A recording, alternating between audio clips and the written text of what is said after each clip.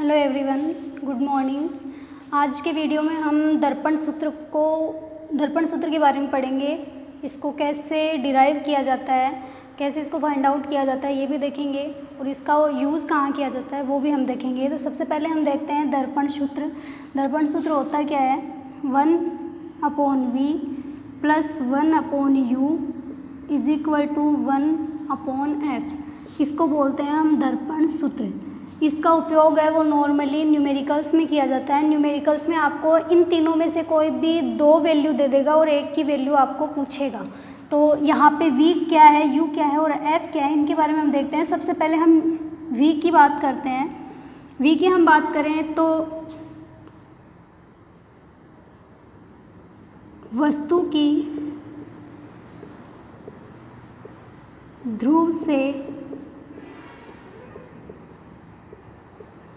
दूरी है वो u कहलाती है। v इज इक्वल टू वस्तु की प्रतिबिंब की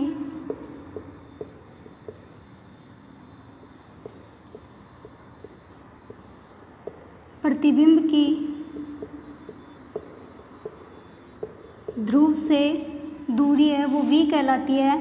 और f बराबर होता है फोकस की ध्रुव से दूरी। इसी के साथ आपका जो दर्पण सूत्र है वो पूरा हो गया। अब हम दर्पण सूत्र को फाइंड आउट करते हैं, कैसे इसको निकाला जाता है वो देखते हैं। तो इसके लिए हमें एक डायग्राम बनाना होगा। अवतल दर्पण के लिए दर्पण सूत्र क्या होता है?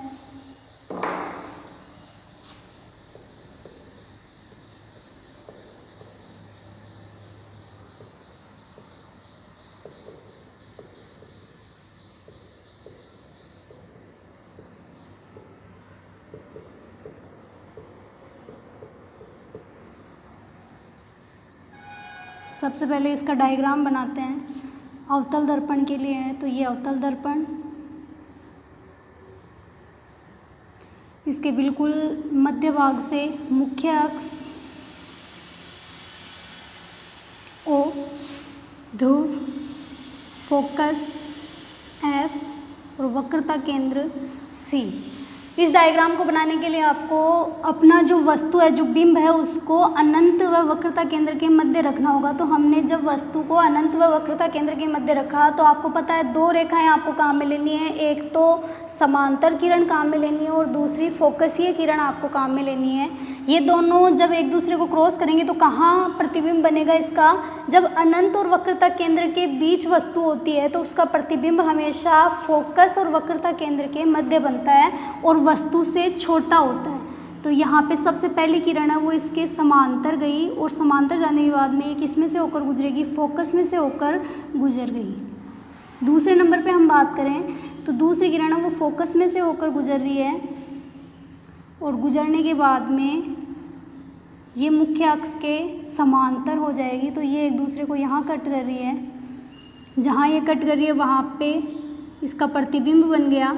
ये प्रतिबिंब, अब इनको नाम देते हैं। जहाँ पे ये एक दूसरे से टकरा रही है वो है M बिंदु, ये है L बिंदु। ये जो वस्तु है उसको नाम दिया हमने PQ। प्रतिबिंब है उसका नाम है P डैश Q डैश। ध्रुव से वस्तु की दूरी है उसको लिखा हमने A। ध्रुव से प्रतिबिंब की दूरी है उसको हमने लिखा B। ये दूरी है A और ये दूरी है B।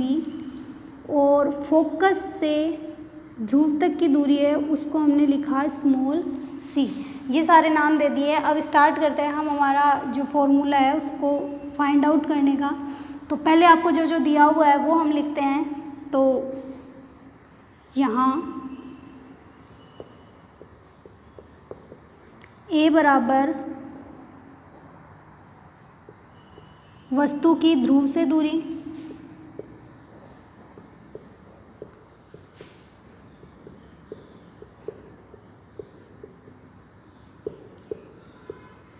B बराबर प्रतिबिंब की ध्रुव से दूरी,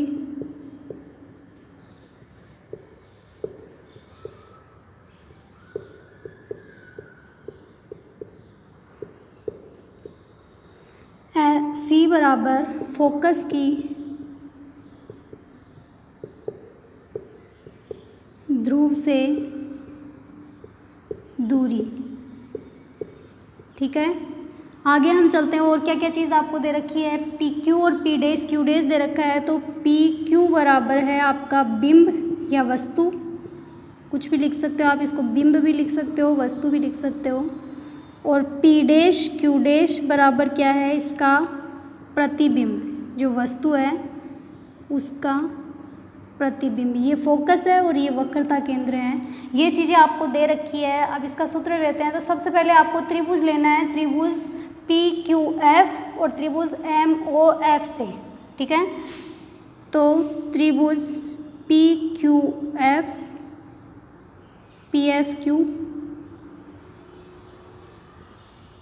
व त्रिभुज एम ओ एफ, ये दोनों त्रिभुज क्या हैं, समरूप है। और जो त्रिभुज समरूप होते हैं उनकी संगत भुजाओं का अनुपात समान होता है। तो संगत भुजा समान,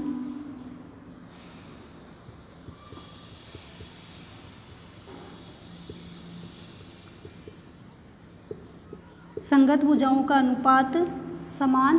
तो संगत भुजाएं कौन कौन सी हो जाएंगी, ओ एम की संगत कौन सी है, पी क्यू। तो हम लिख सकते हैं ओ एम बटे पी क्यू बराबर ओ एफ, और इसकी ओ एफ की संगत भुजा कौन सी है, पी एफ। तो ओ एफ बटे पी एफ। ओ एफ का मान कितना दे रखा आपको, सी, और पी एफ का मान हम निकालते हैं। तो यहाँ से यहाँ तक की दूरी दे रखी है आपको ए। ठीक है, उसमें से ओ एफ की दूरी अगर हम हटा दें तो आपके पास कौन सी दूरी बचेगी, पी एफ बचेगा। तो पी एफ की दूरी कितनी है, सी, और ये पूरी दूरी कितनी है, ए। तो ए में से मैंने सी को घटाया तो आपके पास किसकी दूरी आ गई, पी एफ की दूरी आ गई। अब आगे हम देखते हैं। देखो ओ एम को अगर मैं बहुत पास में मानूँ तो ये एक सीधी रेखा होती है। ठीक है, ओ एम इसके समांतर है, इसका मतलब जितनी दूरी यहाँ होगी उतनी ही दूरी यहाँ होगी। तो हम ये भी बोल सकते हैं कि ओ एम किसके बराबर है, पी डैश क्यू डैश के बराबर है। तो चूंकि हम बोल सकते हैं कि ओ एम बराबर पी डैश क्यू डैश, इसलिए ये ओ एम का वैल्यू है वो हमने इसमें रखा। तो आपके पास इसका मान कितना आ गया, पी डैश क्यू डैश बटे पी क्यू बराबर सी बटा ए माइनस सी, समीकरण नंबर 1। ठीक इसी प्रकार से दूसरा त्रिभुज लेते हैं। इसी प्रकार त्रिभुज P dash F Q dash व एल ओ एफ से, P dash F Q dash व त्रिभुज एल ओ एफ समरूप है। ये समरूप है तो इनकी भी संगत भुजाओं का अनुपात वो क्या होगा, बराबर होगा। तो अनुपात बराबर होगा, इसका मतलब हम ये बोल सकते हैं कि ओ एल बटे पी डैश क्यू डैश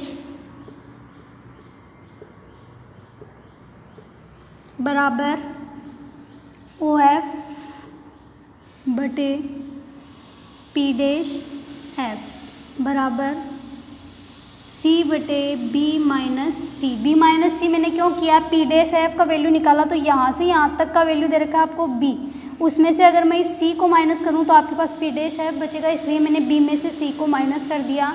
अब ठीक वैसे ही जैसे ओ एम है वो पी डैश क्यू डैश के बराबर था, वैसे ही ओ एल है वो पी क्यू के बराबर होगा। तो हम लिख सकते हैं कि चूँकि ओ एल बराबर पी क्यू, ये ओ एल का मान इस समीकरण में हमने रखा तो आपके पास आ गया पी क्यू बटे पी डैश क्यू डैश बराबर सी बटे बी माइनस सी। इसको दे दिया समीकरण नंबर 2। समीकरण 1 व 2 से अब इन दोनों समीकरण को अगर आप ध्यान से देखो तो अगर मैं इस समीकरण का उल्टा कर दूं, मतलब पी डैश क्यू डैश को ऊपर ले जाऊं और पी क्यू को नीचे ले आऊं, तो ये इस समीकरण के बराबर होगा कि नहीं होगा। इसका मतलब उल्टा करूंगी तो ये दोनों समीकरणें बराबर हो सकती है। तो समीकरण 1 व 2 से सी बटे ए माइनस सी बराबर, इसका उल्टा कर देंगे, बी माइनस सी बटे सी। वज्र गुणा करने पर तिरछा गुणा, तिरछे गुणों क्या बोलते हैं, वज्र गुणन, वज्र गुणन करने पर। तो वज्र गुणन करेंगे तो ये इससे गुणा होगा और ये इससे गुणा होगा। तो पहले इन दोनों को गुणा कर देते हैं, A B minus A C minus B C minus plus C square is equal to C square. C square से सी स्क्वायर कट हो गया, इन दोनों को इधर लेके जाएंगे तो ये प्लस हो जाएगा। तो आपके पास समीकरण आ जाएगा ए सी प्लस बी सी बराबर ए बी। दोनों पक्षों में ए बी सी से भाग देने पर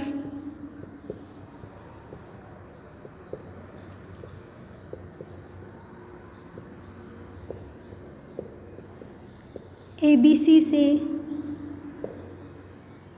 विभाजित करने पर, जब इनको ए बी सी से विभाजित किया तो आपके पास आया ए सी बटे, इसको ऐसे लिख लेते हैं, बी सी को पहले लिख लेते हैं, बी सी बटा ए बी सी प्लस ए सी बटा ए बी सी बराबर ए बी बटा ए बी सी। जब इसको हम सरल करेंगे तो बी सी से बी सी कट हो गया तो आपके पास बचा 1 बटा ए सी से ए सी कट हो गया तो आपके पास बचा 1 बटा बी और बराबर 1 बाई सी। ये आपके पास सूत्र आ गया। अब आपने जो कार्तीय पद्धति पढ़ी थी, कार्तीय पद्धति के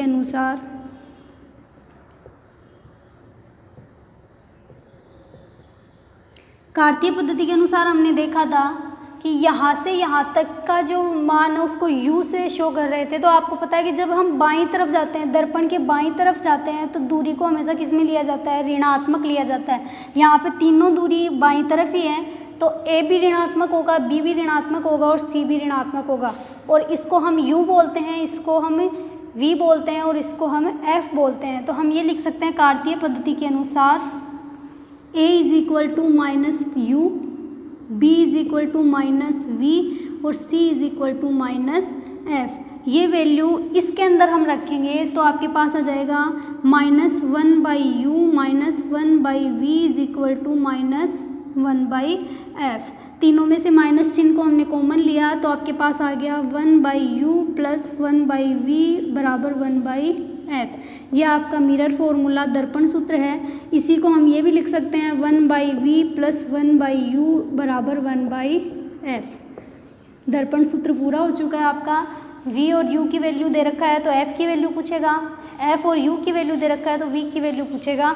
यहाँ पे v, u और f की जो वैल्यू आप रखोगे वो कार्तीय पद्धति के अनुसार रखना है। अगर बाईं तरफ है तो आपको इसको ऋणात्मक लेना है, अगर ये दाईं तरफ आपको दे रखे हैं तो आपको इनको धनात्मक लेना है। ठीक है, ये दर्पण सूत्र पूरा हो चुका है। अब हम देखते हैं आवर्धनता का सूत्र।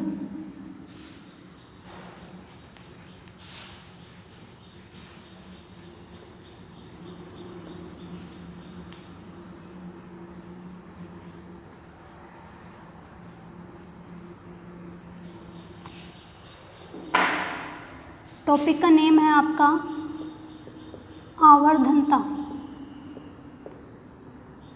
आवर्धनता को शो किया जाता है स्मॉल f से, स्मॉल m से।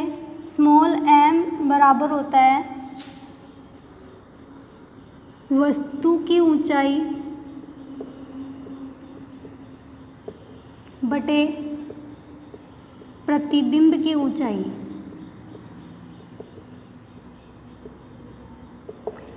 या इसको हम ये भी लिख सकते हैं h डैश बटे h या v बटे u। ये है आपका दर्पण सूत्र। अब ये नेगेटिव और पॉजिटिव होता है, कब तो ये धनात्मक होता है, कब ये ऋणात्मक होता है। तो अवतल दर्पण के लिए